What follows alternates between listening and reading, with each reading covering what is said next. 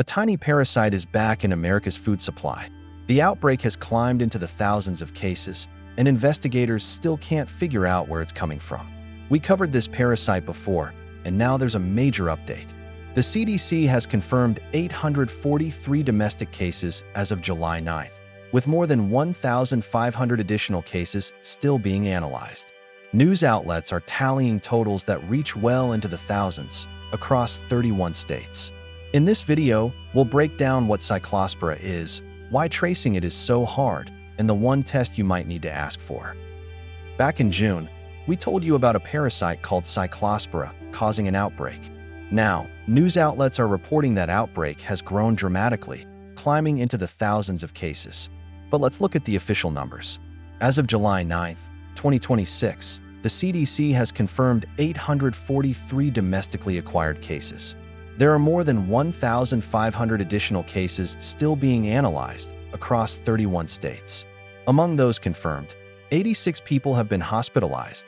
The median patient age is 44, and Michigan is reporting the highest counts, followed by Illinois, New York, and Texas. Now, here's the promise and the twist. We're going to revisit what this parasite actually is. But the real head-scratcher, the thing that makes this outbreak different, is the strange, complicated reason investigators still cannot find the food that's causing it. That's coming up next. So what exactly is this thing? We covered this parasite in our last video, but here's a quick refresh for anyone new. Cyclospora is a microscopic single-celled parasite. It's not a bacteria. It's not a stomach bug you catch from a coworker. Think of it like this: a single grain of salt is already tiny. Now, imagine that grain of salt is a massive apartment building, and Cyclospora is a single dust mite living in the basement. That's how small it is. It hides on fresh produce, and you can't see it. Here's the key part. When you swallow it, it sets up shop in your gut and makes you sick. But it can infect you the instant it leaves someone's body. It needs time to mature in the environment first. That weird detail is a huge clue for investigators, and it leads us to the million-dollar question: why can't anyone find where it's coming from? So why can't investigators just track down the tainted food? It sounds simple, but Cyclospora throws up one obstacle after another. First, there's the incubation period. Symptoms don't start for about a week. The CDC says anywhere from 2 to 14 days. By the time you're sick, the salad or berries you ate are long gone, thrown away, with nothing left to test. Second, this parasite can't spread between people. Its eggs need 1 to 2 weeks sitting out in the environment before they can infect anyone. So every case traces back to contaminated food or water, never to a sick person, which scatters the trail. Reason 3, standard tests miss it. A normal stool test won't catch Cyclospora. Labs have to run a specific acid-fast stain or a PCR panel that looks for it. That means cases get missed or diagnosed late. If you're having prolonged diarrhea, you may need to ask your doctor for that test by name. And reason 4, there may not be one source at all. The CDC says there's no evidence all the cases come from a single supplier.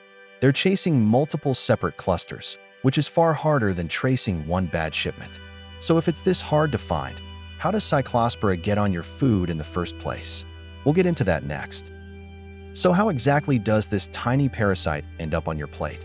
It starts with contaminated water or soil on farms. Tiny traces of human feces, sometimes from irrigation water, sometimes from workers' hands, carry the parasite onto crops. The usual suspects? Things you eat raw and fresh: cilantro, basil, lettuce, raspberries, and snow peas. Here's the surprising part. Rinsing your produce won't reliably wash it off. The parasite clings tight. And because these foods spoil fast, they're often eaten before investigators can test them. That's a huge reason why tracing the source is so hard. The evidence literally gets eaten. Up next, what this parasite does once it's inside your body. So you've been exposed. What happens next? For about a week, you feel completely fine. The parasite is multiplying inside you, but you'd never know it.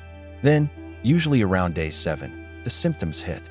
The CDC describes watery diarrhea, sometimes explosive. That's paired with stomach cramps, nausea, fatigue, and even weight loss. And here's the tough part. This isn't a quick stomach bug. It can drag on for weeks. Some people feel better for a day or two, then the symptoms come roaring back. The good news is, most people recover. but it's a miserable experience. If you're in that boat, you need to know what to do next. We'll cover that in the next chapter. This is not medical advice. Before we go any further, we have to say it. This video is general information only. We are not doctors, and nothing here is medical advice. If you've been dealing with watery diarrhea that's lasted more than a few days, especially if it's explosive and keeps coming back, please see a doctor or healthcare provider. And here's the practical tip from this outbreak. Ask them specifically about testing for Cyclospora, because a standard stool test can miss it. And while we're at it, a few everyday best practices. Wash your produce thoroughly, even though it's not foolproof. Wash your hands well, stay hydrated, and don't prepare food for others while you're sick. Here's the honest, calm takeaway. This is a big outbreak, and the source is still a mystery. But it's treatable, most people recover, and knowing the signs is the best thing you can do. Here's the bottom line. Cyclospora is sneaky and almost impossible to trace. Right now this outbreak has no confirmed source, but you're not powerless. If stomach symptoms linger, see a doctor and ask for a Cyclospora test. Want to stay ahead of stories like this? Hit subscribe. We'll keep digging for you.